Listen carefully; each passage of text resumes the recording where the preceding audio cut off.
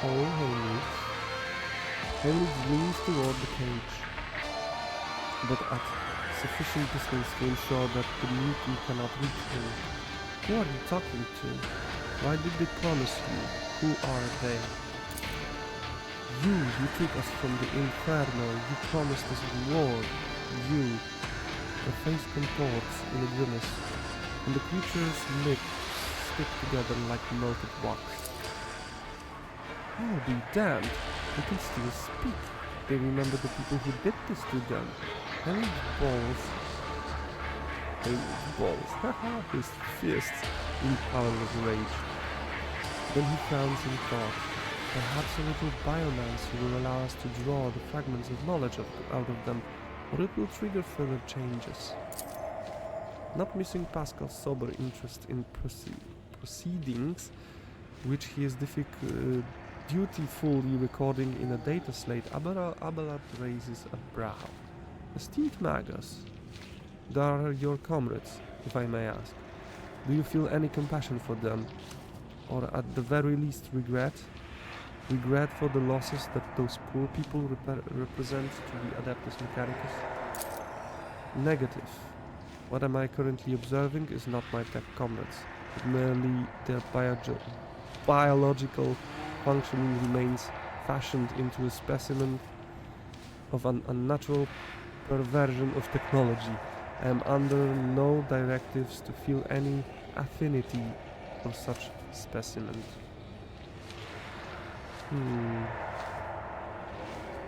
Let this go. What do you want to do? My psychic ability allows me to affect the human body. It is one of the most effective tools to use against individuals who resist questioning. But if you're suggesting that I want to use it, I think you are getting a little ahead of yourself. The effect of warp energy will likely lead to an explosive reaction. I do not know the precise mechanisms of this mutation. The result could be even more monstrous than its current state.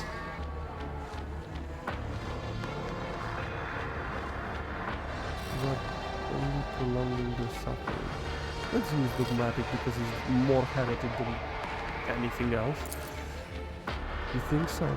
Tiny fragments of data that could prove worthless and even harmful to us in exchange for participating in this torture.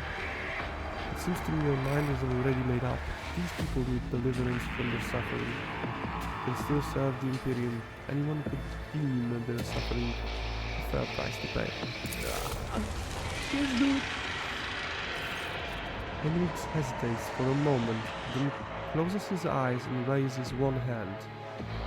You are enveloped by an otherworldly chill. The mass of flesh in the cage suddenly rears up. The mutant wrenches open its gutted together lips and begin wailing frantically. The shrieking is echoed by a chorus of howls and tortured moans coming from the neighboring cages. The mutant changes before your eyes. The tremors recede like an ebbing tide, revealing an emaciated female face twisted in agony. The woman gasps for air, stretches her now mobile neck and exclaims, "Liar! You promised to kill me, you promised me deliverance. Every one of you, everyone told me to have hope and the pain would go. Accept the truth, for that is hope. My only hope is to be freed from this pain. Please make it so. Make it." A lump of flesh behind her head shudders and sends out smooth, fat tentacles that cover her wailing face and drag it into itself. You feel the pressure in your ears. From the cage you hear a steady, almost imperceptible sound that fills you with despair and horror. With a sigh, Heinrich lowers his hand and looks at what the creature within the cage has become. A wetly gleaming mass of meat and gristle that no longer bears any hint of its human origins, pulses vigorously. And that's it? The lamentation of dying people? No, not just that. What it said about hope sounds like a lie of chaos, which it uses to take root in weak minds. I believe the corrupted tech priest repeated this phrase like an echo of what had been instilled in them. Whatever the cult of the Final Dawn is planning, false hope is a key component of the plan. It's a lead, a small one, but still a lead. That's that, then. But do you know what bothers me, Rogue Trader? The number of people here. There are too few. The lower levels of similar manufacturing are inhabited by millions. What happens to the rest of them? Henrik shakes his head. I know I won't like the answer. Let's go. We still haven't done what we came here to do. Okay, I will save the game in here, and I will take a break. A few minutes of break. To stretch my legs and back, and have some shit out of my lungs. So yeah, be right back.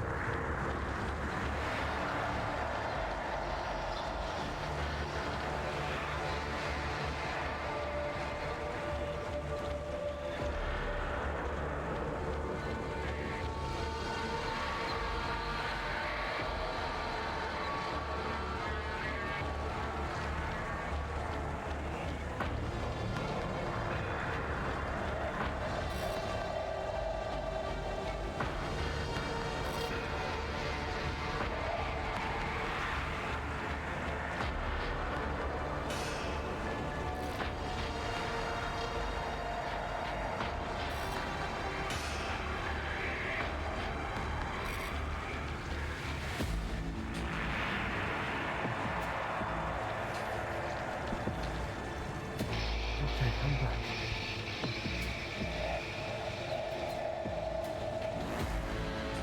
So we could heal back. Intriguing. This place is steeped in corruption, which means that it must be cleansed with fire down to the last crevice. Yep. Sister, take your further. Your zeal is laudable, but first I must ascertain the intentions of the archenemy, not crush its manifestations without a second thought. Oh no. There will be a fight. I have many traumas in me.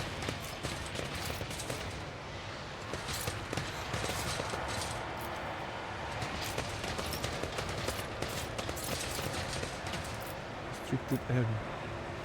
The world trembles beneath my feet. The massive cultivator grows out of the metal bulkheads like a grotesque puma. Wait a second.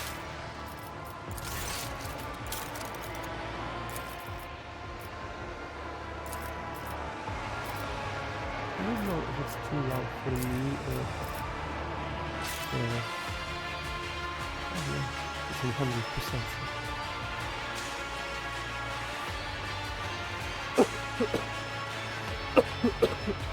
Hollow roar sounds from deep within the metal housing. Wherever spurred the computer into action, it has enough power to supply a small command center. As soon as your eyes fall upon the cogitator, you feel a tingling in your temples. Every loop, every component of the machine radiates a sense of wrongness, one that is difficult to explain with no less palpable for that. It is as though the construct itself defies the laws of physics and perspective.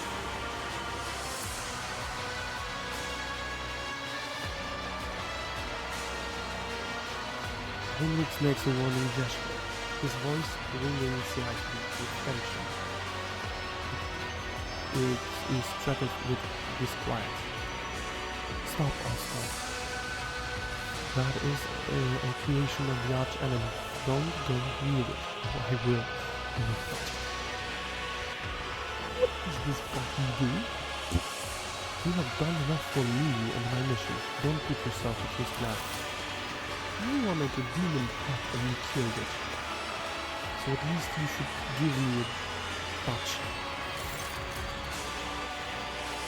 As soon as Heinrich takes another step toward the cogitator, it emits a deafening shriek like hundreds of metal needles driving into coffee flaps, as though sensing the stranger. Wincing, Heinrich approaches the control panel and bends down toward the screen. Despite the heat clogging the room, you feel an ice-cold breeze. Heinrich is clearly using his psychic abilities to try to fend off the pernicious effects of the Chaos Artifact. The Omnissiah's gaze has not touched this object. This mechanism... Why do I always pronounce it wrong? Mechanism and mechanism. This mechanism was not desecrated but born flawed and unnatural. Iron most profane. Pascal unhurriedly produces a data slate.